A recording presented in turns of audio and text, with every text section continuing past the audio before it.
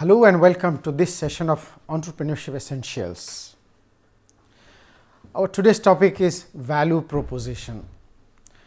Today we are going to discuss what value proposition is and why value proposition is important, and then how to design value proposition. We will be discussing about some template on value proposition. Before I start, here is a reference of very good wonderful reading material as well as video lectures by successful entrepreneurs. Actually, these were organized at Stanford University for the students of Stanford University, and the people who delivered the lectures are all successful entrepreneurs. They are the who's who of corporate world today. If you have any problem downloading, these are freely downloadable. There is one PDF file that may be 400 plus pages long. I can send them. We have seen in our previous lecture that about 7 out of 10 products flop. All the money that go into producing them, all the resources, talents are all wasted. Majority, if not all, of these products fail because targeted customer do not find them useful. They are not attractive to them. So they are not capable of meeting essential needs of the customer. So what is the solution? The solution is to study the customers well, to define the pain and then profile the customer regarding their needs, aspirations, so that the proposed product can meet them. Profiling the customer would help to identify customer segment as well. Then you have to get product validated at different stages of product development. Proceed only when customer says yes, this is the right direction to develop the product.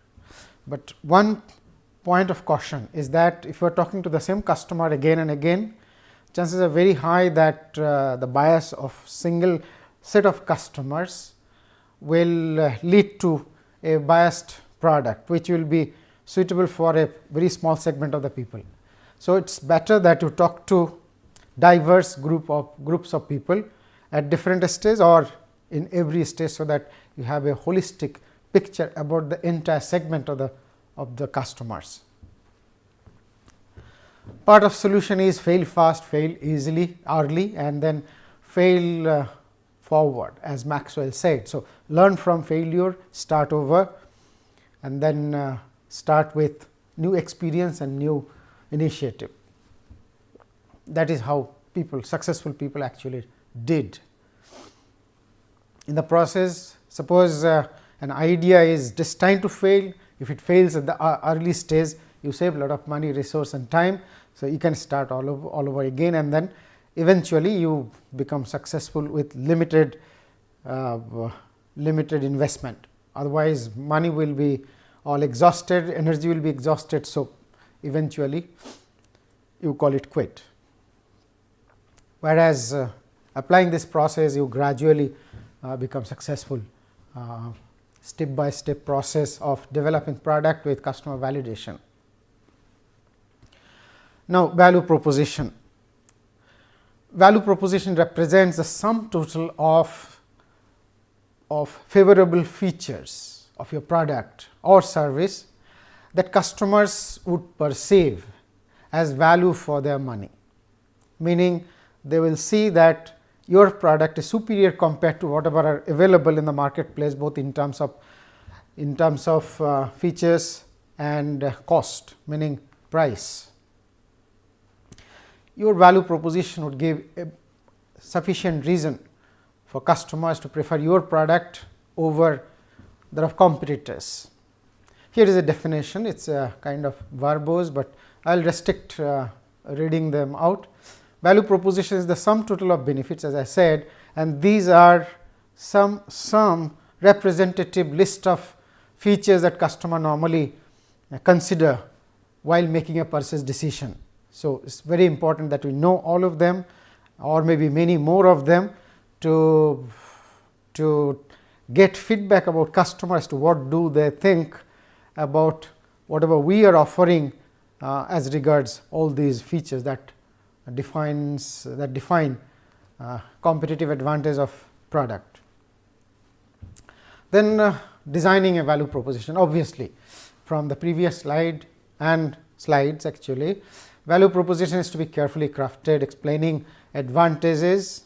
You can also include disadvantages, meaning disadvantages that you partly solve, that will make it more realistic, offering over those of competitors, showing reasons why customers should buy your product.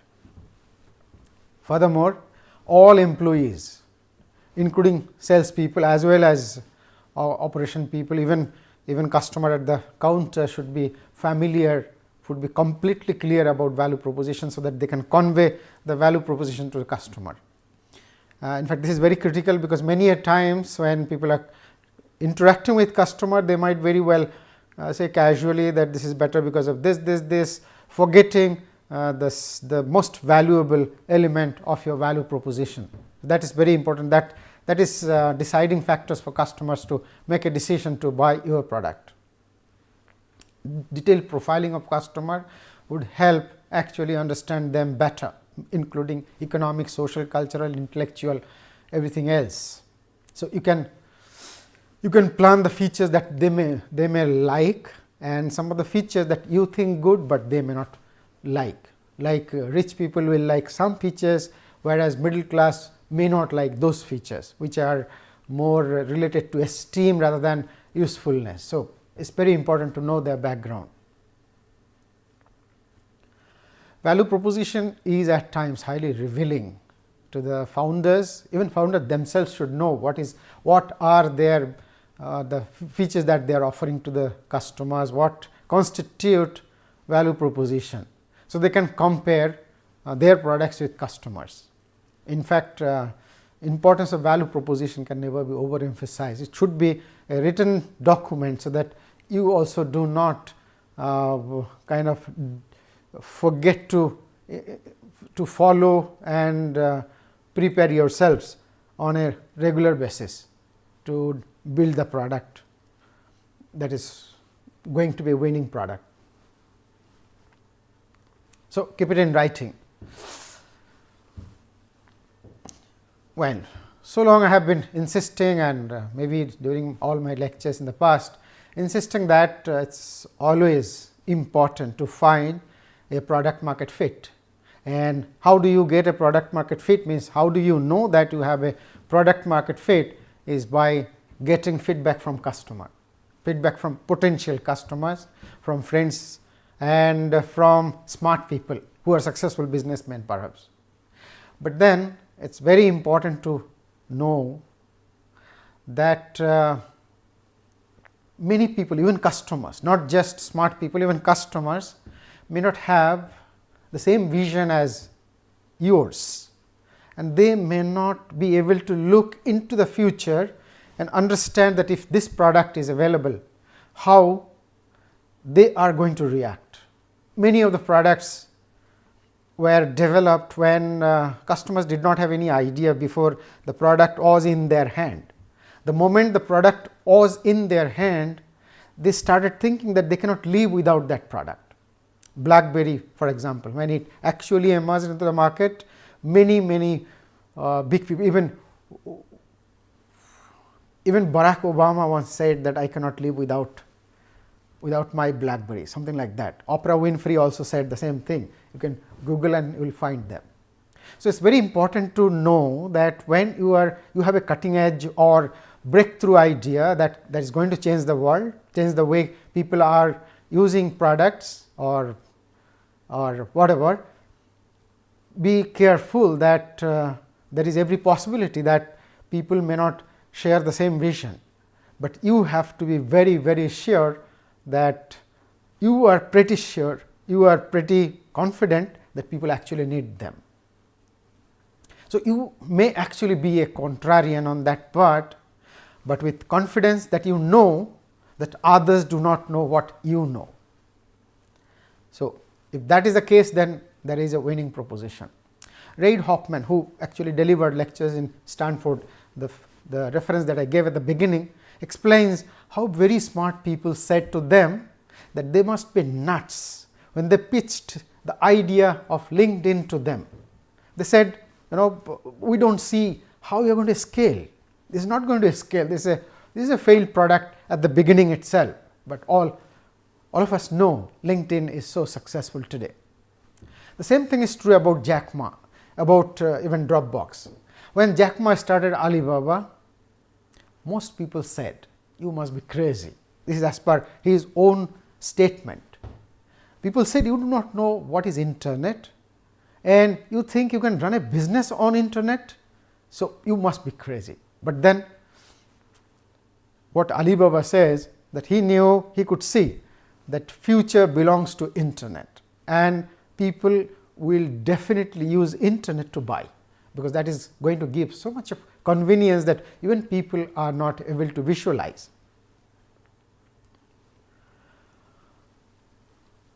There is no formula. So, therefore, there is no formula that to identify the winning product at the very beginning. But then unless you are starting something as disruptive as LinkedIn or Alibaba or say Dropbox, it's better to treat the beaten path, meaning it's better to follow the rules that are written in the books, like get customer validated, but then at the same time remain concerned that there are the flip side of it. Remain mindful that people may not share the same vision. As Hoffman explains, lucrative startups are often the result of wildly audacious solutions to problems people didn't even realize that they had.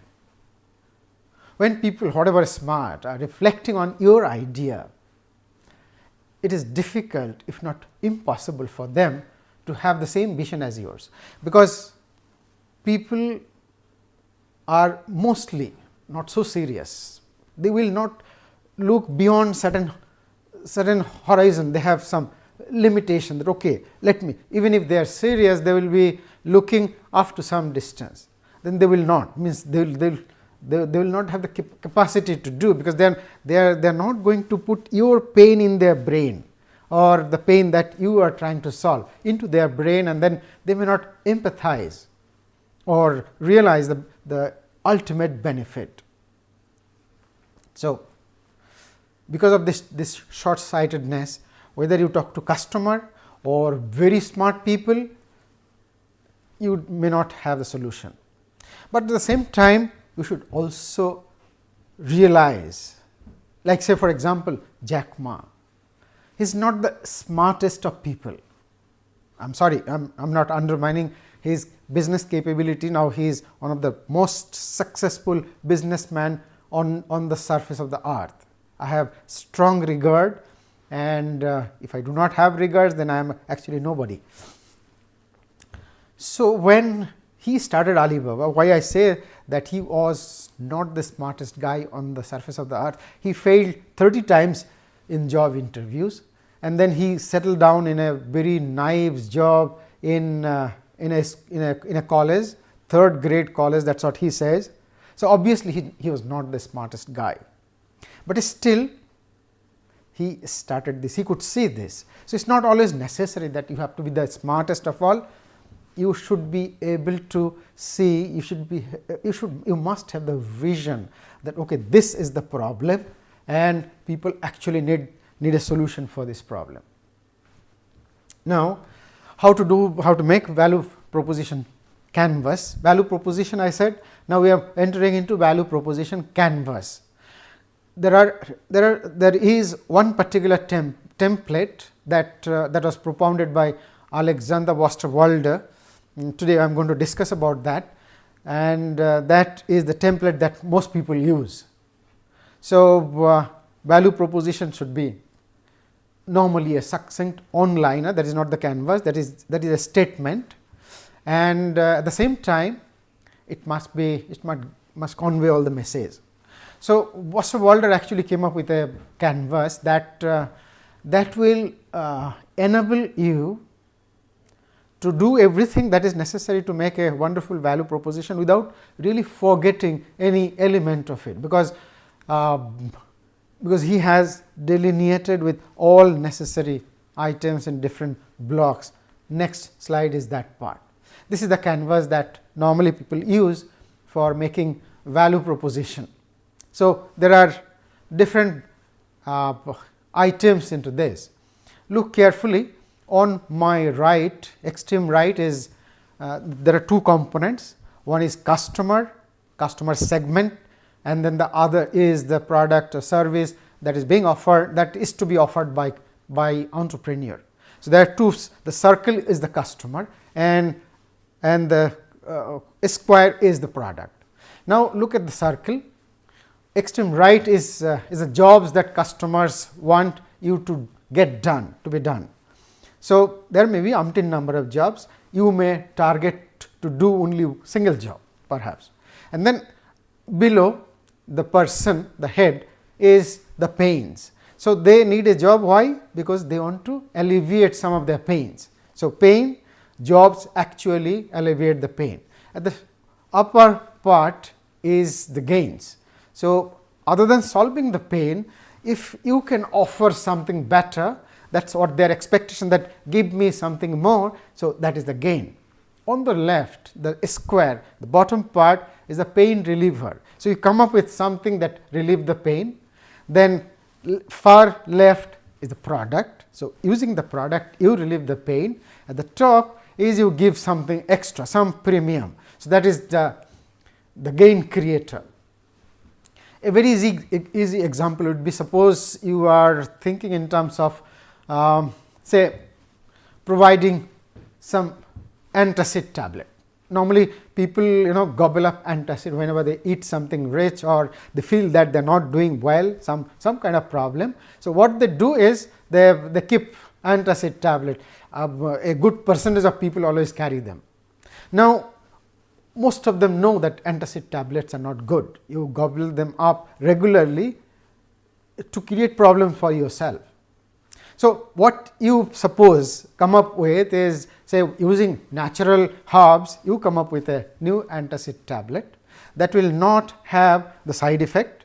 So, what you can, your offering is that you give them a natural product, herb based antacid tablet or whatever, that perhaps has better efficacy, meaning it does better work than available antacid, and then it does not have the side effect. So, you have actually some gain creator over the existing products or competing products.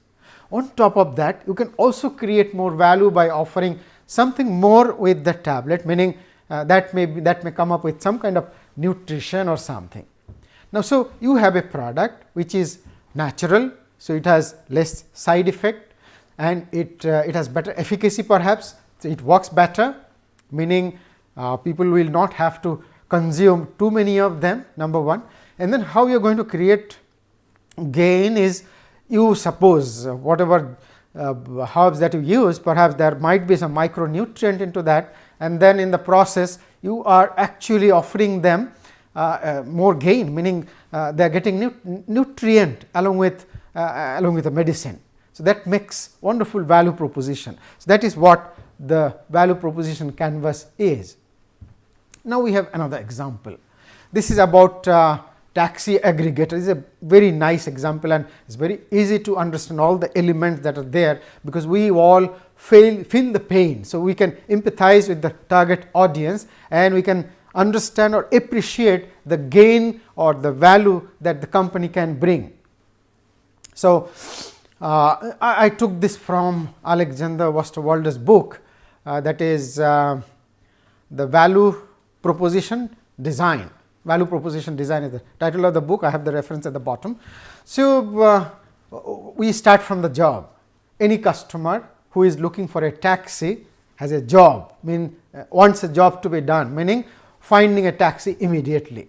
So, he has What are the jobs? He has to call a taxi, find a taxi, then he has to make payment, he needs a taxi next at the doorstep, and then what not. And then he may not know the direction as to how to reach somewhere or the shortest route. So, the taxi driver actually can take him in a roundabout way to make inflate the bill. So, there are many problems that a customer has. So, he is looking for alleviating these pains. And suppose what taxi aggregators do, like Ola, like Uber, what they do is, this is wonderful actually, this creates a lot of other social value, but social value is not part of the value proposition canvas or value proposition per se.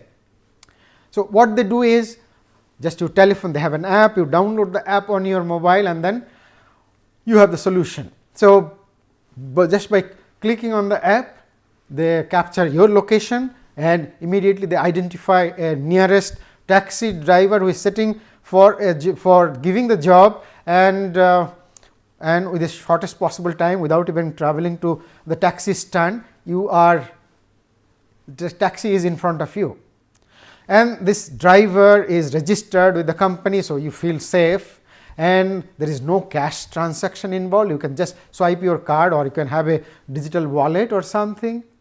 Then you can keep on adding value like taxi on demand or taxi at any time, anywhere. So, you can actually book it, and then you can book it on a prior date before your journey, and then on the date of the journey, right at the dot on the dot, the taxi will be available. So, there is no waiting time either. So, your life is kind of wonderful.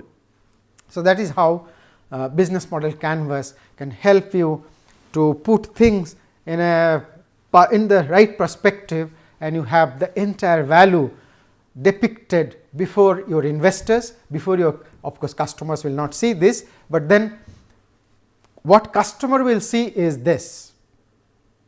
Customer will see a one liner. Well, this is not the one liner, we will come to that. So, we will come to that, but before that it must be defined as clearly as possible, so that the advantages become glaringly and doubtlessly visible, requiring no explanation to be done. So, state how your product better solves the problem than competitors. So, here is the onliner. This has also been suggested by Osterwalder, but internet is full of onliner value proposition. Is usually onliner like the red ones may be a blank space. So, you say our dash helps dash who want to dash by so and so and dash complete, and then you fill in the blanks, is you get your value proposition statement. What is that? Our product or service helps you or our customer who want this job to be done by enhancing, by increasing efficacy of your product or whatever your product is doing, and easing the life, something like that. You can also add your competitors into this, which may not always sound very sober. So, you can mention where competitors' products actually are inadequate to solve this problem. Suppose you are thinking in terms of a book, say written for entrepreneurship, because Alexander's book is written for entrepreneurship. I have taken it from there. So, he says our book helps business professionals who want to improve or build a business by avoiding or making stuff nobody wants. You don't want to make stuff that nobody wants, and creating maybe product or service that will become a winner, something like that. So, here is a graphical representation. Our job or our product helps customer segment who want to get jobs done by, say, alleviating pain points and also gain gain creator, unlike the competitors. The same example given again. So, to get a very nice idea about business proposition canvas, I would recommend that you see this video.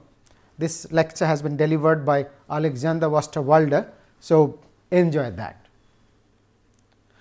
Why an understanding of value proposition is important is no longer necessary to explain, because I have been emphasizing over and over again, but still there is some new context. People are generally infatuated about their own idea, meaning if you are thinking about an idea like your baby and you cannot see its limitation, you can only see how earth-shattering, groundbreaking your idea is, and you think that this is going to be a sure shot winner. So, you focus on the inventive step, on the intellectual depth, on the novelty, on what not. But you frequently remain blind about the unique requirement of the customers. So, and as well as the cost aspect. Normally, we first generation entrepreneur, particularly those who have not worked in an industry, we are kind of drawn away from the cost aspect. So, they end up investing valuable time, resources, talent, and eventually to develop a product that customers do not buy. So, a clear understanding therefore is highly necessary. This is also necessary to understand that your value proposition should not, if not must not, contain some of the things that customers are not bothered about, but otherwise they are very highly valuable statement. Suppose you say that your product will lead to employment generation, and you talk to a customer. The customer will say, so what? I have to pay 100 rupees to buy a competing product, whereas I have to pay 200 rupees to buy your product. Why should I pay that? Unless there is other reasons. Why should I be bothered about generating employment for other people?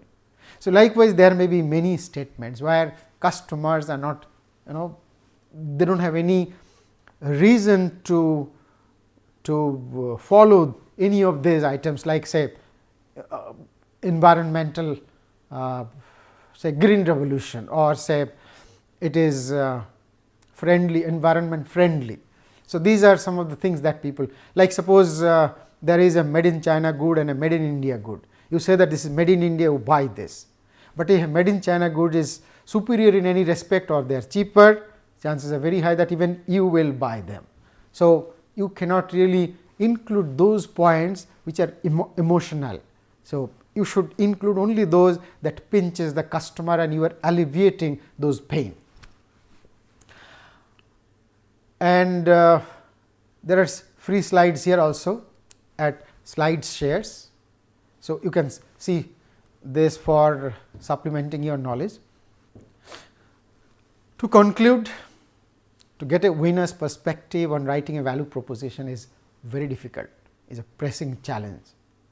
So, do not be in a hurry, step back, sort through, think creatively, reflect, repeatedly try to reinvent and refine your value proposition from different perspectives. Make tomorrow better than today. Learn to win and win big. Thank you.